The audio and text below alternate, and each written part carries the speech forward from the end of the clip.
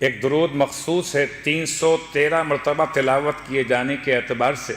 تمام تعریفیں اس خدائے بزرگ و برتر کے لیے جس نے زمین کے فرش کو، آسمان کے شامیانے کو، سورج کے چراغ کو، چاند کی روشنی کو، ستاروں کی رونق کو انسان کے لیے عمدہ ترین ذریعہ حیات قرار دیا، اور تمام ہدیہ درود و سلام نزوات مقدسات کے لیے جن کے لیے خدا نے فرمایا انی ما خلقت سماء مبنیۃ ولا ارضا مدحیۃ ولا قمرا منیرا ولا شمسا مضیۃ ولا فلکا یدور ولا بحرا یجری ولا فلکا یسری الا فی محبت هؤلاء الخمسہ۔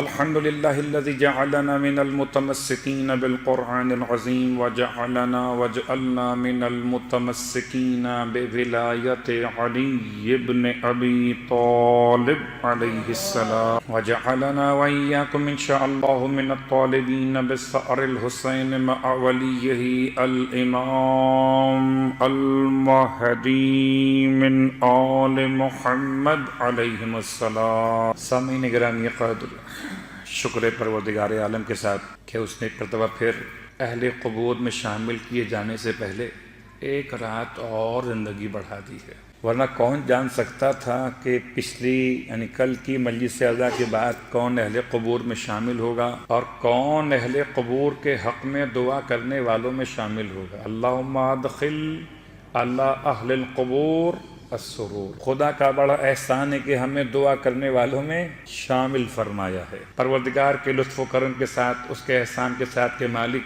بستر سے اٹھایا، نعمت حیات بخشی، نعمت صحت و عافیت کے ساتھ روزے کی توفیق عطا فرمائی، پھر درس تفسیر قرآن میں اور ولائے آل محمد کے عقیدے کے ساتھ فرش عزا تک پہنچا دیا۔ خدایا قرآن کا واسطہ اور وارث قرآن کا واسطہ اس مجلس کی بھی توفیق عطا فرما جس میں ذاکر حسین کا لخت جگر ہو، ہمیں اس کے الفاظ سننے اور ان پر عمل کرنے کی توفیق مرحمت فرما۔ روزانہ اللہ کے رسول کے خطبے سے ایک ایک جملہ آپ کی خدمت میں تلاوت کیا جا رہا ہے، اور پچھلے 2 دنوں میں ہم نے بات کو مکمل کیا، ایک نماز کے حوالے سے، استغفار کے حوالے سے، اور پھر مکمل کیا طول سجود کے حوالے سے، اور آج سلسلہ آگے بڑھ رہا ہے۔ اس اعتبار سے اللہ کے رسول کے خطبہ سے ایک اور منشور جس میں آپ نے ارشاد فرمایا اس مبارک مہینے میں بہت کثرت کے ساتھ مجھ پر درود پڑھا کرو کہ روز قیامت نامہ اعمال کو وزنی کرنے کا بہترین ذریعہ درود آل محمد کی تلاوت ہے۔ انسان کو جتنا موقع میسر ہو، درود کا طریقہ کیا ہوگا، درود کیسے پڑھا جائے گا، درود کے الگ الگ انداز روایات میں بیان کیے ہیں۔ کبھی کبھی ہم برادران اسلام کے علماء سے جملات سنا کرتے ہیں کہ درود کے نام رکھے گئے، یہ فلاں درود ہے، یہ فلاں درود ہے، یہ فلاں درود ہے۔ کبھی مفاتیح الجنان سے پوری ابحاث سے درود کو تلاش کیجئے۔ میں کسی بڑی اور کتاب کا حوالہ دیے بغیر ایسی کتاب کا حوالہ آپ کی خدمت میں پیش کر رہا ہوں کہ جو آپ کے دسترس میں ہے۔ تقریباً اب ہر ایک گھر میں مفاتیح الجنان کہیں نہ کہیں کسی شکل میں موجود ہے۔ اس میں درود کے مختلف انداز بیان کیے گئے۔ ایک درود مشہور ہے ابو الحسن اصفہانی کے درود کے عنوان سے، ایک درود مشہور ہے درود مولائے متقیان علی ابن ابی طالب علیہ السلام کے عنوان سے، کہ مولائے متقیان اپنے خطبات جمعہ میں اللہ کے رسول کی ذات مقدس پر درود کیسے تلاوت کرتے تھے، یعنی واقعاً کوئی کیا درود تلاوت کرے گا، دنیا میں کوئی انسان ایسا درود پڑھ سکتا ہی نہیں کہ جیسا درود علی پڑھتے تھے محمد پر۔ اس لیے نہ تو کوئی علی ہو سکتا ہے اور نہ کوئی محمد کو پہچان، صلوات پڑھے محمد والے۔ اس کے علاوہ درود کی اقسام میں ایک درود مخصوص ہے 313 مرتبہ تلاوت کیے جانے کے اعتبار سے۔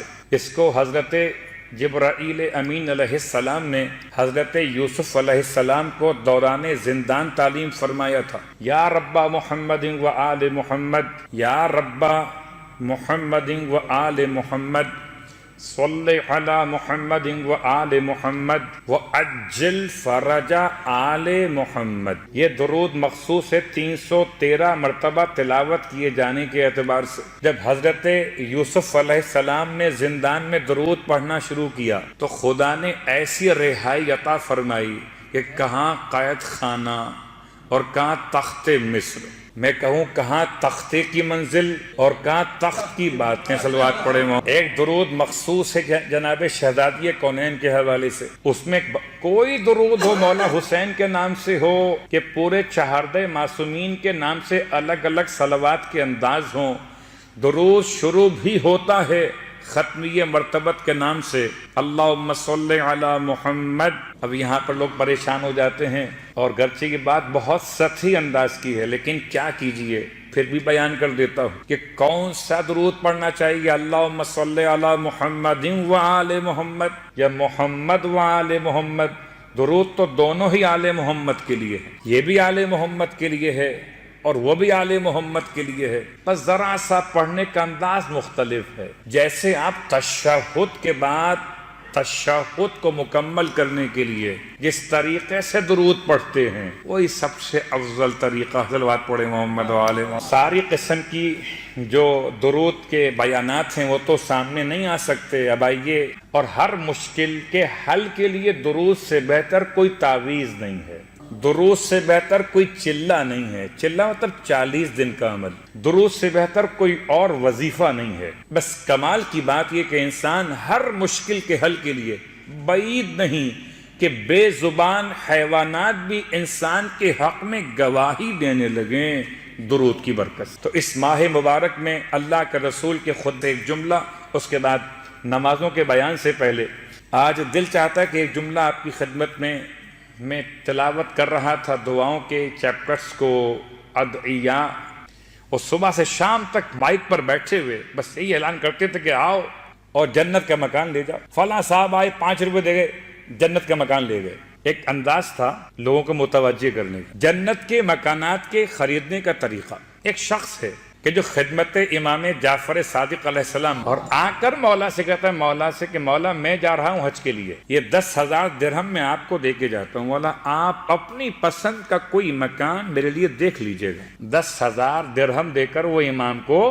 چلا گیا. اور جب پلٹ کر حج سے واپس آیا تو خدمت امام میں پہنچا. امام علیہ السلام نے 10,000 درہم کو تمام کو تقسیم کر دیا. جتنے فقراء مساکین تھے مدینے کے سب میں بانٹ دیا. خیال کیجئے اب جب بیچارہ مومن پلٹ کے واپس آیا تو خدمت امام کو کہتا ہے مولا سے، مولا میرے مکان کا کیا ہوا؟ فرمایا تمہارا مکان ہم نے خرید لیا. کہتا ہے مولا مکان کے محل وقوع بیان کر دیجئے، کہاں پر ہے مکان؟ یہ ارشاد فرمائے مکان ایسے محل وقوع پر ہے کہ اس مکان کی ایک سرحد ہمارے جد امیر المومنین کے مکان سے ملتی، اس مکان کی دوسری حد ہمارے جد امام مجتبیٰ کے مکان سے ملتی، اس مکان کی تیسری حد ہمارے جد سرکار سید الشہداء کے مکان سے ملتی. چاروں طرف معصومین کے مکانات، بیچ میں تیرا مکان ہے. اب آئیے الفاظ پہ غور کیجئے کہ پورے قرآن مجید میں کہاں کہاں ملک استعمال ہوا، اس کو چھوڑتے ہوئے خالی صرف ایک مقام کا اشارہ آپ کی خدمت مقدس میں سورہ نساء پڑھ رہا ہوں.